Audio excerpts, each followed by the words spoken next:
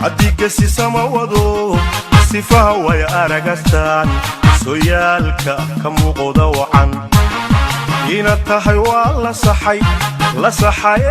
ina tahay waa la saxay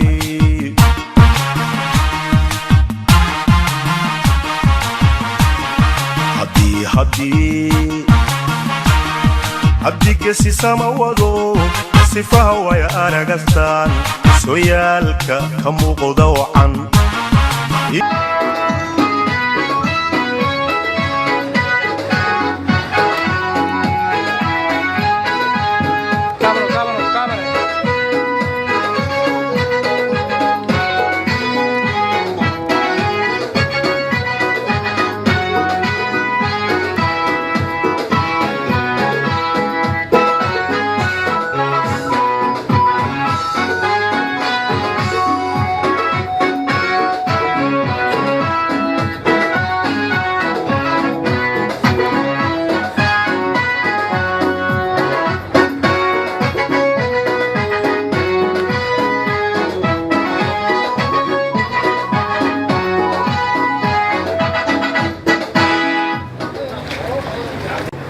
geediga haddaan sahan gaara iyo garcadaagu wadin gaadhkuna la jirin halis kama gudboo guri roon ma dego innaguna geddaa geedi baynu nahay cirka gaafan iyo xidigaha gudguda guudkooda sare in la gaadha baa loo goclaynayaa geesi miigarow geed la hadhsadoo bacad laga galow digsi lagu gamoo la gaboodsadow waxaa tahay genkii mid ka gaarahoo garashiya aqoon ku gudbaayo dalka gees ka gees geeyigiiyo bulshada guri rays la hiyo gol barwaaqo iyo gallad iyo nimciyo gogol nabadi taal gaadhsiinayo u gargaaraye waa lagu gartee salaan gaarahoo gacaltooye iyo madaxweyne guul hoo laga guddoon waxaad guri dhistee daar gaafaniyo diyaar taagtee laami gogoshaybaa gumaradu tahee siilaaya guul hoo laga guddoon isbeddelkii runtii war badan oo halka laga baahanya maanta ayaa jira waxaa keliya oo rabaa inaan xuso wasaaradda boosaha iyo isgaadhsiinta sidii wasiiradii ugu horreeyeyba sheegayeen intii 1993 ama 1991 baa aynu la soo noqonnay maamulkeennii dowladnimo aan kala soo noqon koonfurtii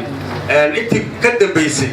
waxaa ka horraysay raalli ahaada waxaa halku lagu maamulaya ku shaqaynayay heer isku duwo gobol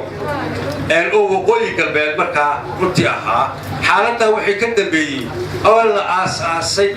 guud ahaan qaranka Soomaaliland iyo wasaaradihiisa ayay wasaaradda boosaha iyo isgaadhsiintu ka mid noqotay tii markaa wasaaradihii qaranka loo aasaasay dastuuriga ahaa wasaaraddu guud ahaan waxay u xil saaran tahay Soomaali hayso waxa ka mid ahaa runtii aynu hayso inay bixiso liisanada فريكوسيada loo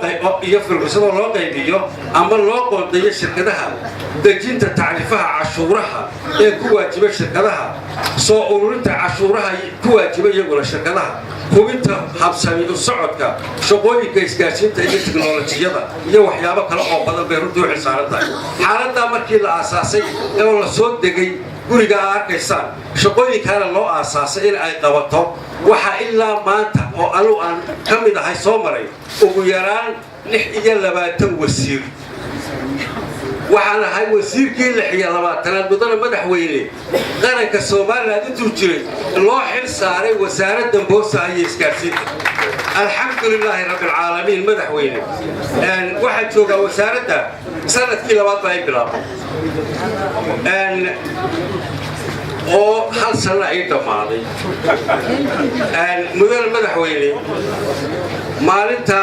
sidii raggii ugu horreeyay ahaayeen ayaa kula wareegay xilka wasaaradda dhismaheeda maanta halkaa idinka muuqdo anoo ixtiraamaya kuna shaqaynaya talooyinkaagii madaxweyne sida wasiirka maaliyaddu u ceelaadiyey waxaanu markaa barnaamij ka dhiganay inta aanaa shaqooyin ka sheekayn iyo shirkadaha lacag la baqan iyo wayna siiyaan midnaba halkii aanu fadhiisan lahayn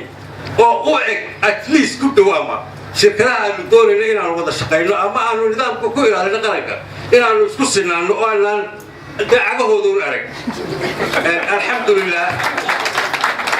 markaanu la kaashanay madaxweyne talooyinkaaga tusaalahaagii markaanu la kaashanay wasiirka wasaaradda maaliyadda oon mar labaad hortaada si muhiima oo mugli madaxweyne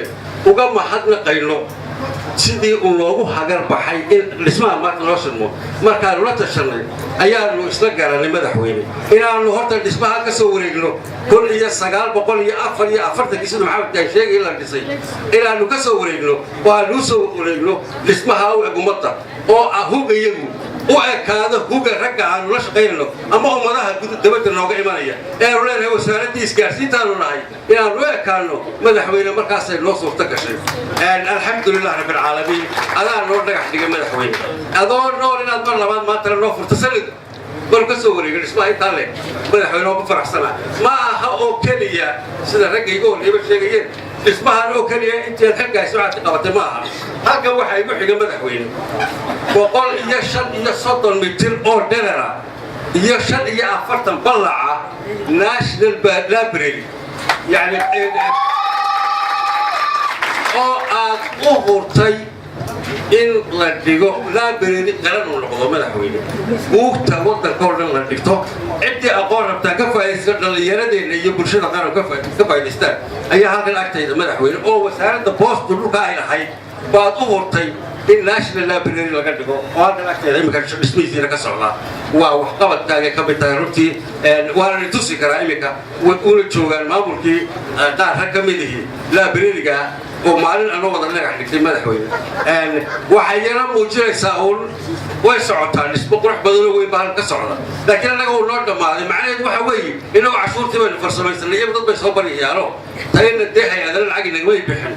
shirkado kale iyo dhismahan waxba kuma jiraan waa cashuurteeduun iyagana waxay nala tari karaan tanaanukan horaan uga hanaynay iminkana waxaan la qaban karan oo la qabanaya waxay sharaf u tahay iyo farxad madaxweyne mar kasta oo tallaabo horumar qarankani qaado eed hoggaanka u tahay ciddii codka ku siisay ee kuu halaysay kugu maamustay inaad qaranka hoggaankeeda u noqoto ee kuu codaysay bay qalbiga iyo mooralka u hagaajinaysaa hadda taariikh bay madaxweyne ku tahay aad baan ugu faraxsanahay madaxweyne runtii shirkadaha isgaarsiinta ee wada shaqaynta laga dhaxayso waxay dalka ka soo qabteen iyo sida usoo shaqeeyay way muuqataa waan u mahadnaqaynaa إن شاء الله ما هقول لعجل لو كقاضية خرشة أيقونا باهي أقبان حكومة هي وسارة حقله أو أقوله أو لما مشرع عيادة يطلع كسوها جالسة هي جانا كلا إلى لسه واحد جانا إلى لسه ده عشورنا كقاضي قصبرك لكن ما هقول عشور دول يوم من هنا أو العكها لا يطلع يقلك واحد حقول حياة لأن حكومتنا أنا نقول إنه دي أربعة نقول هاي مدحوين شرعية اللي الدنيا ويقول ده بيشتريه مدنا مدحوين هذا أثر لقى حل الدبر أشوفه أن كنت هذا كمرتدي سي حركة سي رجع سيلادة أنا فرحت من بروتي تاعي أدنى مدحوين السايس كسور بفرحت قطعي وحربا كلي أيام بقصر دوي مدحوين إن أيلو ما تفورتان كاون قشة وسارة دي بوست إسكارتيتيا سومالا تضبي يلحق السنة كبعدي اسمه الضوء فرت مدحوين بقى بقصر دوي إن شاء الله إلى حق الجنة أنت خوست تعالى وده حال راليga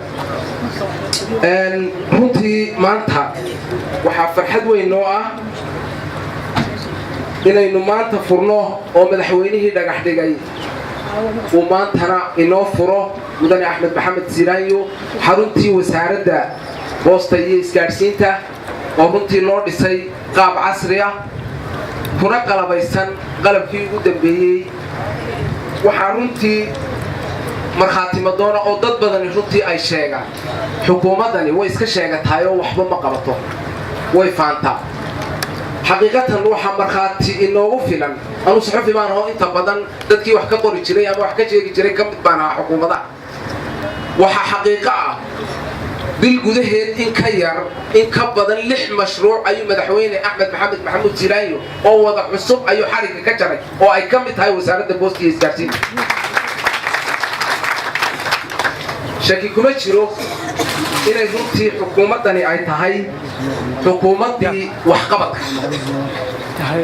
muddada 4 sannadood ay jirtay wax fara badan baa adeegyadii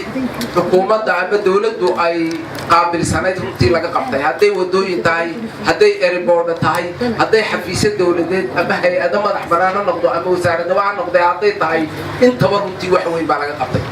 ummadda oo dhammina runtii waa ka markhaati ma aha wax la sheeganayo tusaale yar haddii aan soo qaato anigu qof ahaan waxaan soo maray 3 wasaaradood waa tii saddexaad wasaaraddana soo maray intii xukuumaddan ay jirtay waxaa lagu soo horreeyey wasaaradda warfaafinta runtii waxaan ugu imid reediyow yar oo FM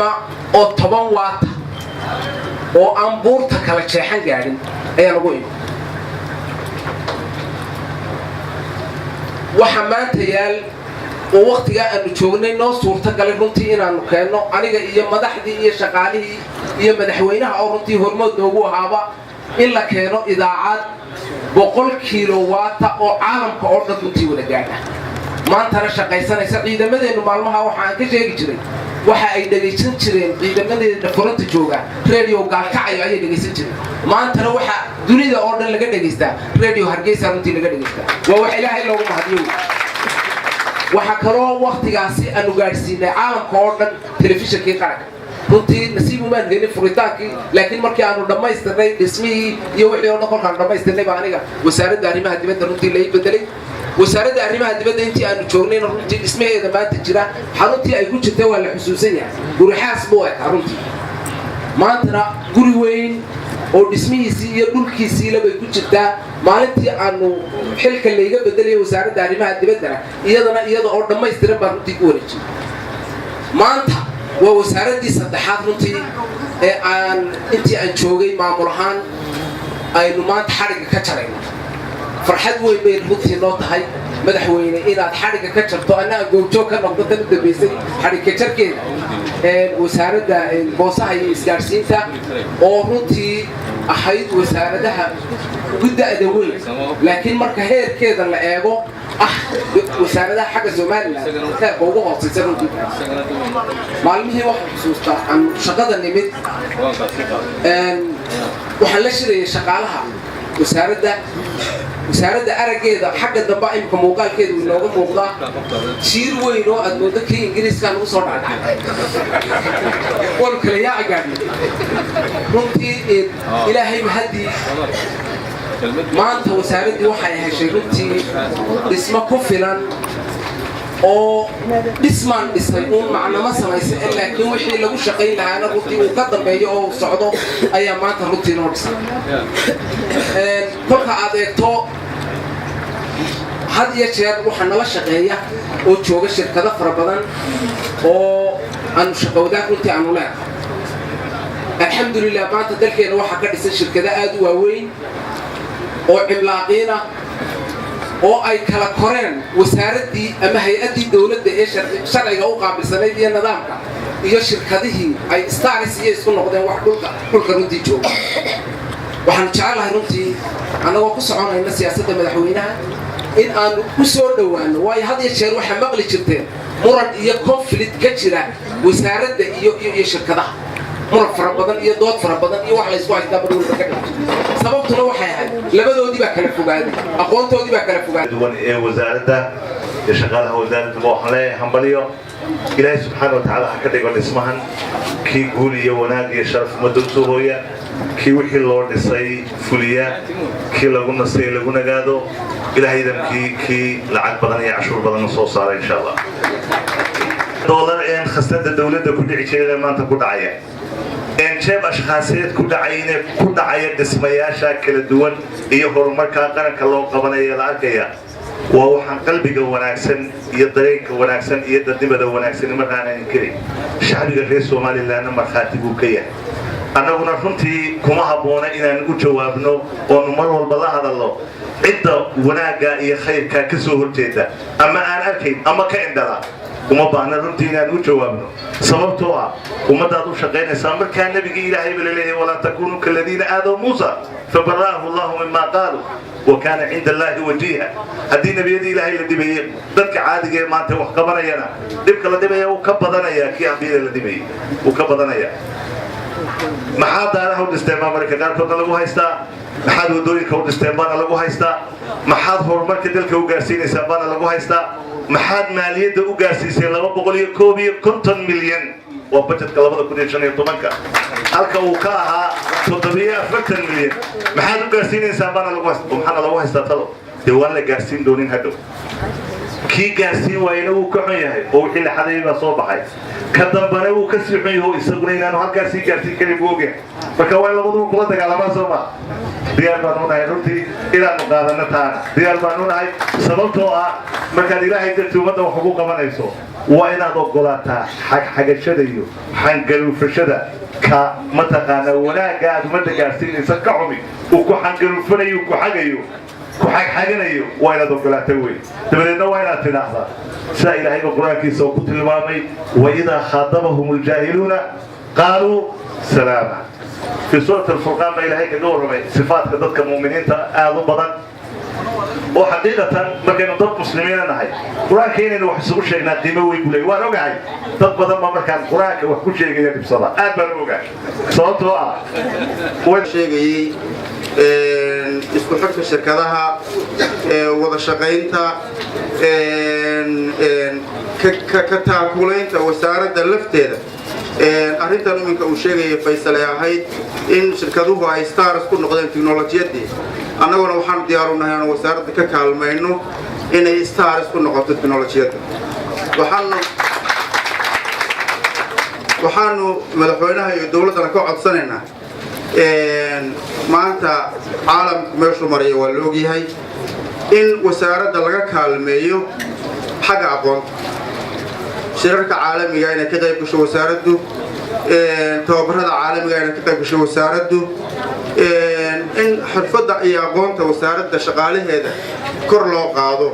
ayay ku hanan kartaa inay noqoto mid wax ka og teknoolajiyadda iyo satelliteska iyo caalamka iyo meeshu marayo waxaana ay ku soo kordhin kartaa dawladda haddii lahayd annagu shirkad ahaan wasaaradaha ay shaqadu naga dhaxayso dhammaan run ahaantii waxaa naga dhaxaysa wada shaqayn wanaagsan ugu horreysa wasaaradda line ministerka noo yahay wasaaradda boosta iyo isgaarsiinta wasaaradda maaliyadda wasaaradda arrimaha gudaha ciidanka bilayska dhammaan ciddii wada shaqayn farxad aad iyo aad u weyn bay tahay inaan maanta ka soo qayb galo xafladda furitaanka wasaaradda boosta iyo isgaarsiinta ahmiyad weyn qaranka u leh inka intigudacda weyn ogeyn waxaanu furaynay wasaarada fara badan iyo hadad badan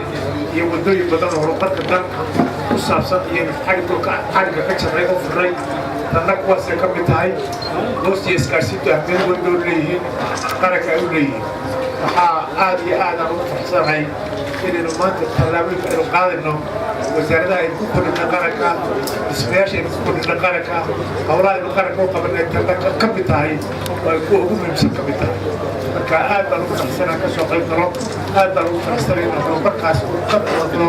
kuwa ugu muhiimsan intii waddankani u jiray intii dawladdana ay jirtay waxyaabaha ay ku talaabsatay ay ka mid tahay marka aad iyo aad baan ugu hambalyeynaya wasiirka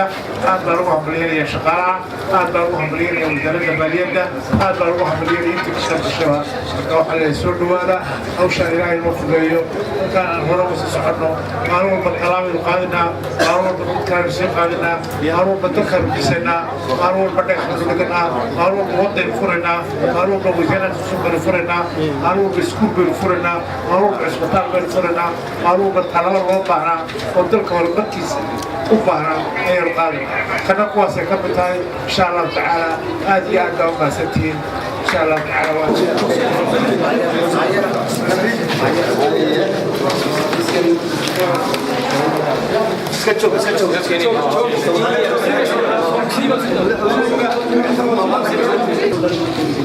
qalabkeedu waa wada xusay qaybo ka mid ah baan ilaa dibadda saarka security iyo askarteennii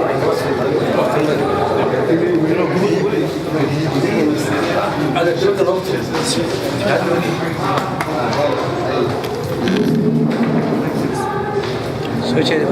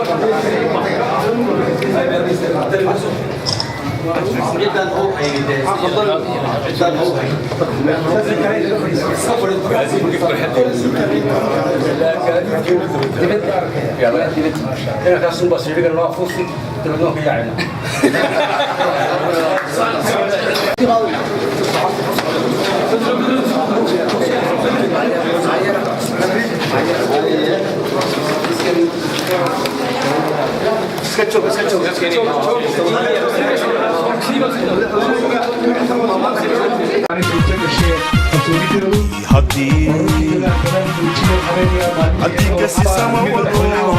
sifaha way aragastaan sooyaalka ka muuqda wacan inaad tahay waa la saxay inaad tahay waa la saxay